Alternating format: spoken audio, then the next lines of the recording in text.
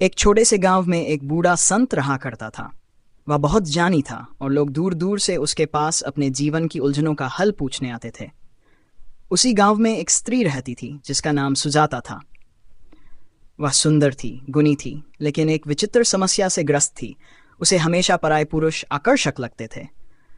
वह अपने पति से प्रेम नहीं कर पाती थी, जबकि उसका पति मोहन एक ईमानदार, मेहनती और स्नेही व्यक्ति था। सुजाता अक्सर संत के पास जाकर इस बारे में पूछना चाहती, पर लज्जा के कारण कभी कह नहीं पाती थी। एक दिन जब गांव में एक नया व्यापारी आया तो सुजाता को फिर वही अनुभूति हुई। मन में अजीब सी उत्तेजना, एक नई ताजगी का एहसास। यह बात परेशान करने लगी। इसी उलझन में वह एक दिन संत के पास जा पहुंची और बहुत हिचकिचाते हुए अपनी समस्या कह डाली। गुरुदेव, मैं समझ नहीं पाती कि मुझे हमेशा पराये पुरुष ही अच्छे क्यों लगते हैं। क्यों मैं अपने पति के प्रति वैसा आकर्षण महसूस नहीं कर पाती जैसी भावना किसी अजनबी को देखकर मन में आती है। संत मुस्कुराए और बोले, इस प्रश्न का उत्तर मैं तुम्हें दूंगा, लेकिन पहले तुम्हें मेरे एक मित्र से मिलना होगा। सुजाता ने उत्सुकता से पूछा, कौन मित्र? संत ने अपनी झोपड़ी के पास बैठे एक कुत्ते की ओर इशारा किया। यह काला कुत्ता मेरा सबसे प्रिय मित्र है। यह तुम्हें तुम्हारे प्रश्न का उत्तर देगा। सुजाता चौंकी। एक कुत्ता? ये कैसे मेरे प्रश्न का उत्तर देगा? संत ने सिर्फ मुस्कुराकर कहा, तुम बस इसके साथ समय बिताओ और इसे ध्यान से देखो। ये तुम्हें बहुत कुछ सिखाएगा। सुजाता थोड़ी असमंजस में थी, लेकिन संत के कहने पर उसने कुत्ते को ध्यान से देखना शुरू किया। वह रोज उसके लिए रोटी लाती, उसे सहलाती और उसके व्यवहार को समझने की कोशिश करने लगी। एक दिन उसने देखा कि कुत्ता अपनी झोपड़ी में ऊबकर सुस्त पड़ा था, लेकिन जैसे ही गली से एक अजनबी व्यक्ति गुजरा, वह अचानक दौड़कर उसकी ओर भागा, पूंछ हिलाने लगा, खुश हो गया जैसे कोई बहुत प्यारी चीज देख ली हो। वह व्यक्ति थोड़ी देर उसके साथ खेला, फिर चला गया। लेकिन जब वही कुत्ता संत के पास लौटा तो संत ने बस उसकी पीठ थपथपा दी और वह फिर से शांत होकर उनके पास बैठ गया। सुजाता को यह देखकर अजीब लगा। उसने संत से पूछा, गुरुदेव, यह कुत्ता आपके साथ हर दिन रहता है, फिर भी यह आपको देखकर इतना उत्साहित नहीं होता जितना किसी अजनबी को देखकर होता है? संत ने गहरी सांस ली और बोले, बस यही तुम्हारे प्रश्न का उत्तर है। जो चीज हर दिन हमारे पास होती है वह हमें साधारण लगने लगती है, लेकिन जो नया होता है वह हमें रोमांचक लगता है, चाहे वह किसी भी रूप में क्यों न हो। यह केवल भ्रम है। सुजाता चुप रही। संत ने आगे कहा, तुम अपने पति के साथ हर दिन रहती हो, उसे देखती हो, उसके साथ भोजन करती हो, उसके साथ सोती हो। वह तुम्हारे जीवन का हिस्सा बन चुका है और उसकी उपस्थिति तुम्हें सामान्य लगने लगी है। लेकिन कोई पराया पुरुष जो तुम्हारी दुनिया का हिस्सा नहीं है, जब अचानक आता है तो तुम्हारे मन में नई उमंग भर देता है, वैसे ही जैसे ये कुत्ता किसी अजनबी को देखकर उत्साहित हो जाता है। पर यह खुशी स्थायी नहीं होती। वह अजनबी चला जाता है और कुत्ता फिर उदास हो जाता है। सुजाता को धीरे धीरे बात समझ में आने लगी थी, लेकिन संत की बातें यहीं खत्म नहीं हुई। वह आगे बोले, अगर तुम हर दिन अपने पति को नए नजरिए से देखो, उसकी अच्छाइयों पर ध्यान दो, उसकी छोटी छोटी बातों की कद्र करो, तो तुम्हारा यह भ्रम भी दूर हो सकता है। पर सुजाता के मन में अभी भी कुछ सवाल थे। वह सोचने लगी कि क्या सच में यही कारण है कि स्त्रियों को पराये पुरुष आकर्षक लगते हैं, या फिर इसका कोई और भी गहरा कारण हो सकता है। वह संत से आगे कुछ पूछने ही वाली थी कि तभी सुजाता के मन में अब भी एक हलचल थी। वह समझ तो रही थी कि संत क्या कहना चाहते हैं, लेकिन फिर भी उसे लग रहा था कि बात इतनी सरल नहीं हो सकती। वह सोचने लगी कि अगर केवल नई चीज़ों का आकर्षण ही कारण होता तो क्या सभी लोग अपने रिश्तों में असंतुष्ट होते? क्या हर स्त्री को यही समस्या होती, या फिर यह केवल उसी के साथ हो रहा था? संत ने जैसे उसकी उलझन भांप ली। वह मुस्कुराए और बोले, तुम्हें अभी और सीखने की जरूरत है। अगर तुम सच में अपने प्रश्न का गूढ़ उत्तर जानना चाहती हो तो तुम्हें इस कुत्ते के साथ एक यात्रा पर जाना होगा। सुजाता चौंक गई। यात्रा? संत ने सिर हिलाया। हाँ, यह कुत्ता तुम्हें वह सिखाएगा जो मैं शब्दों में नहीं समझा सकता। क्या तुम इसके साथ गांव के बाहर जंगल तक जाने के लिए तैयार हो? सुजाता के मन में हल्की घबराहट हुई। गांव के बाहर जंगल दूर नहीं था, लेकिन वहां जाने का मतलब था अपने घर से दूर रहना, अपने पति से दूर रहना, एक अनजान यात्रा पर निकलना। लेकिन जिज्ञासा उसके डर पर भारी पड़ी। अगली सुबह वह कुत्ते के साथ जंगल की ओर चल पड़ी। शुरू शुरू में कुत्ता बहुत उत्साहित था, पूंछ हिला रहा था, इधर उधर दौड़ रहा था। लेकिन जैसे जैसे वे गांव से दूर जाते गए, उसका उत्साह धीरे धीरे कम होने लगा। जब तक वे जंगल के किनारे पहुंचे, कुत्ता सुस्त पड़ चुका था। वहां पहुंचकर सुजाता ने देखा कि जंगल में कई और कुत्ते घूम रहे थे। कुछ जंगली थे, कुछ आवारा थे। सुजाता ने देखा कि जैसे ही उसका कुत्ता अजनबी कुत्तों को देखता, वैसे ही वह उनके पास भागता, उनसे मिलने की कोशिश करता। लेकिन हर बार जब कोई नया कुत्ता उसे देखता, तो या तो वह गुर्राने लगता या फिर कुछ देर बाद उसे नजरअंदाज कर देता। सुजाता ये देखकर चकित थी। थोड़ी ही देर में उसका कुत्ता एक और बैठ गया, निराश सा लग रहा था। उसी समय एक बूढ़ा व्यक्ति वहां आया। उसकी आंखों में गहरी समझदारी थी। उसने सुजाता को देखा और कहा, तुम इसे यहाँ क्यों लाई हो? सुजाता ने थोड़ा हिचकते हुए कहा, मुझे कुछ सीखने के लिए इसे संत ने मेरे साथ भेजा है। बूढ़ा व्यक्ति मुस्कराया, फिर धीरे से बोला, क्या तुमने देखा कि ये कुत्ता पहले कितना उत्साहित था जब यह सोच रहा था कि कुछ नया मिलेगा? लेकिन जब इसे एहसास हुआ कि बाहर की दुनिया भी उतनी ही कठिन और बेरुखी हो सकती है, तो इसका जोश ठंडा पड़ गया। सुजाता ने सिर हिलाया। बूढ़ा व्यक्ति बोला, इंसानों का भी यही हाल होता है। जब वे किसी नए व्यक्ति को देखते हैं तो वे सोचते हैं कि वहां कुछ खास मिलेगा, कुछ अलग, कुछ जो उनकी वर्तमान जिंदगी में नहीं है। लेकिन जैसे ही वे उस नए व्यक्ति के साथ समय बिताने लगते हैं, वैसे ही वे फिर से उसी ऊब में लौट आते हैं। यह एक अंतहीन चक्र है। सुजाता के मन में यह बात कहीं गहरे उतर रही थी, लेकिन अभी भी कुछ अधूरा था। वह सोच रही थी कि क्या यह केवल ऊब और नयापन ही कारण है, या फिर और भी कुछ ऐसा है जो वह समझ नहीं पा रही थी। तभी अचानक जंगल के अंदर से किसी जानवर की डरावनी आवाज आई। सुजाता और कुत्ता दोनों चौंक गए। बूढ़ा व्यक्ति मुस्कराया, लेकिन उसकी आंखों में एक अजीब सी चमक थी। अब असली परीक्षा शुरू होती है, उसने कहा। सुजाता की धड़कन तेज हो गई। उसे बिल्कुल अंदाजा नहीं था कि आगे क्या होने वाला है। सुजाता की आंखें डर से चौड़ी हो गईं। जंगल की गहराई से आती वह अजीब सी आवाज उसकी रीढ़ में सिहरन पैदा कर रही थी। उसका कुत्ता भी सतर्क हो गया था। कान खड़े हो गए, पूंछ तन गई और वह गुर्राने लगा। बूढ़ा व्यक्ति शांत था, मानो उसे पहले से पता था कि यह सब होने वाला है। अचानक झाड़ियों के पीछे से एक परछाई हिली। सुजाता का दिल जोर से धड़कने लगा। उसने कुत्ते के करीब आकर उसके फर को पकड़ लिया, जैसे उसकी उपस्थिति से खुद को सुरक्षित महसूस कर सके। वह देख नहीं पा रही थी कि वहां क्या था, लेकिन हवा में एक अजीब सा तनाव घुल गया था।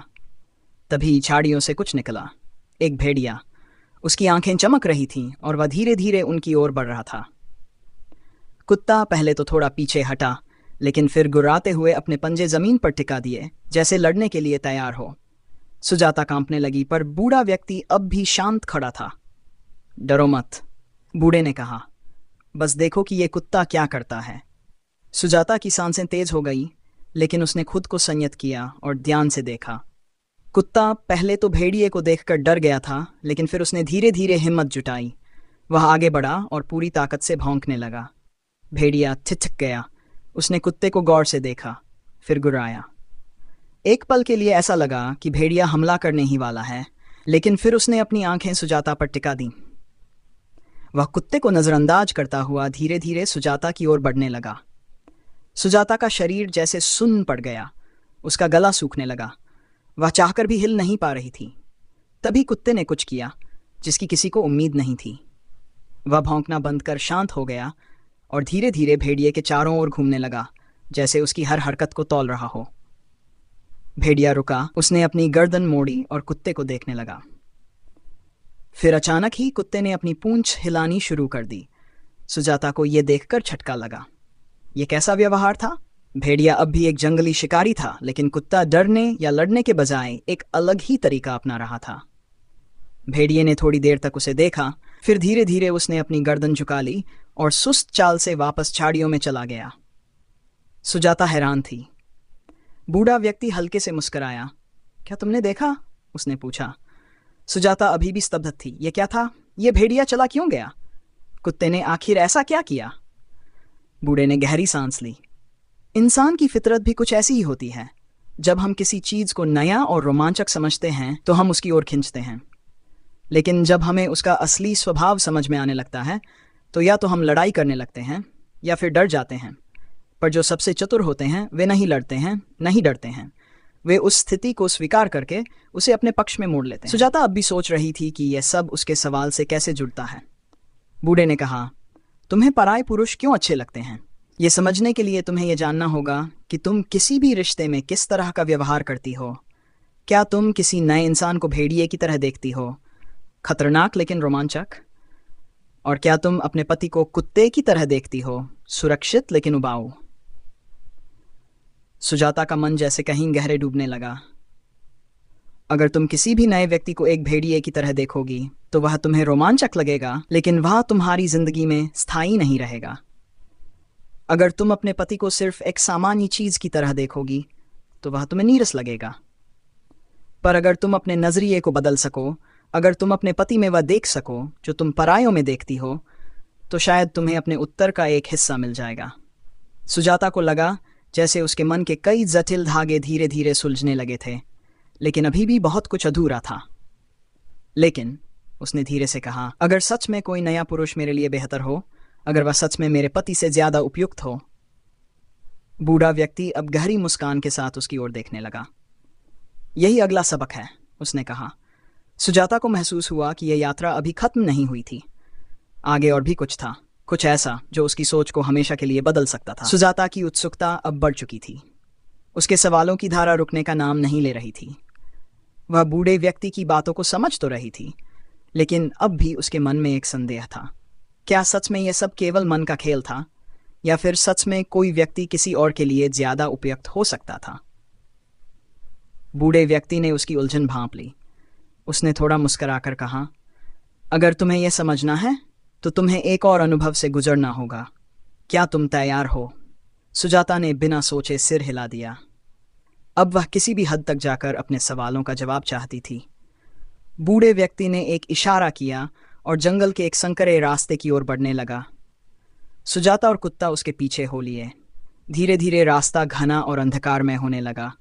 पक्षियों की आवाजें भी कम हो गई और हवा में एक अजीब सी घुटन महसूस होने लगी। चलते चलते वे एक छोटी सी चौपड़ी के पास पहुंचे। चौपड़ी टूटी फूटी थी, मानो बरसों से किसी ने इसकी देखभाल न की हो। बूढ़े ने दरवाजा खोला और भीतर जाने का संकेत किया। सुजाता थोड़ा झिझकी, लेकिन फिर हिम्मत जुटाकर अंदर चली गई। अंदर घुसते ही उसे एक अजीब सी अनुभूति हुई। कमरे के बीचों बीच एक पुराना धूल भरा दर्पण रखा था। बूढ़े व्यक्ति ने उसकी ओर इशारा करते हुए कहा, देखो इसमें। सुजाता ने दर्पण में झांका और तुरंत ही उसकी सांसें तेज हो गईं। उसके सामने कोई और खड़ा था। वह खुद नहीं थी, बल्कि कोई दूसरी स्त्री थी, सुंदर, आकर्षक, उसके जैसी ही, लेकिन फिर भी बिल्कुल अलग। यह कौन है? सुजाता ने घबराकर पूछा। बूढ़ा व्यक्ति शांति से बोला, ये तुम ही हो, लेकिन वह रूप जो तुम्हारी आंखों ने कभी नहीं देखा। ये वही छवि है जो तुम्हारे पति के लिए अब पुरानी हो चुकी है, लेकिन अगर कोई नया पुरुष तुम्हें देखेगा तो शायद उसे ये बहुत आकर्षक लगेगी। सुजाता का सिर चकरा गया। क्या तुम समझ रही हो? बूढ़े ने पूछा। हर नया व्यक्ति हमें इसलिए आकर्षक लगता है क्योंकि वह हमें नए रूप में देखता है, जबकि जो हमें पहले से जानता है उसकी नज़र में हम धीरे धीरे एक आदत बन जाते हैं। लेकिन सवाल यह है कि क्या तुम खुद को केवल किसी की नज़रों के हिसाब से देखना चाहोगी? सुजाता को कुछ समझ नहीं आ रहा था। बूढ़े ने आगे कहा, अगर तुम इसी भ्रम में जीती रहोगी कि कोई और पुरुष तुम्हारे लिए बेहतर होगा तो तुम हमेशा इसी तलाश में भटकती रहोगी। लेकिन अगर तुम अपनी पहचान खुद बनाओ, अगर तुम खुद को उस रूप में देखो जो तुम्हें खुद के लिए सुंदर लगे, तो तुम्हें किसी बाहरी व्यक्ति के आकर्षण की जरूरत ही नहीं पड़ेगी। सुजाता को लगा जैसे किसी ने उसके भीतर की पूरी दुनिया हिला दी हो। लेकिन तभी एक अजीब सी आवाज आई। वह आवाज झोपड़ी के बाहर से आ रही थी, जैसे कोई वहां खड़ा हो। सुजाता का दिल तेज धड़कने लगा। उसने धीरे धीरे दरवाजे की ओर कदम बढ़ाए और बाहर झांका। वहां जो खड़ा था उसे देखकर उसकी आंखें फटी की फटी रह गईं।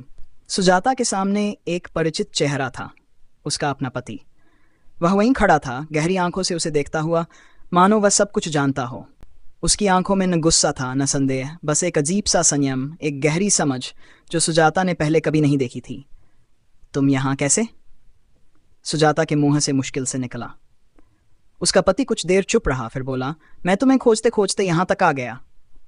मुझे लगा था कि तुम भटक रही हो, लेकिन अब देख सकता हूं कि तुम खुद को खोज रही थी। सुजाता की आंखों में नमी आ गई। वह कुछ कहने ही वाली थी कि बूढ़े व्यक्ति ने हल्की हंसी के साथ कहा, तो अब तुम समझ गई? सुजाता ने धीरे से सिर हिलाया। हर नया चेहरा, हर नया रिश्ता हमें तब तक आकर्षक लगता है जब तक वह नया है, लेकिन असली प्रेम वही है जो तुम्हें नए सिरे से देख सके, हर दिन, हर पल, बिना ऊब के। ये दुनिया एक दर्पण की तरह है। अगर तुम खुद को खो दोगी तो कोई भी तुम्हें कभी पूरी तरह नहीं समझ पाएगा, लेकिन अगर तुम अपनी पहचान खुद बनाओगी तो तुम्हें किसी नए चेहरे की जरूरत नहीं पड़ेगी। सुजाता ने अपने पति की ओर देखा। उसे एहसास हो गया था कि वह हमेशा दूर की चीजों में सुंदरता ढूंढती रही, जबकि असली खूबसूरती उसके ठीक सामने थी। बस उसकी नजरें धुंधली हो गई थीं। उसने धीरे से पति का हाथ पकड़ा और मुस्कुराकर कहा, चलो घर चलते हैं। बूढ़ा व्यक्ति मुस्कुराया, कुत्ता पूंछ हिलाने लगा और जंगल की हवा में एक नई ताजगी आ गई। लाइक और सब्सक्राइब।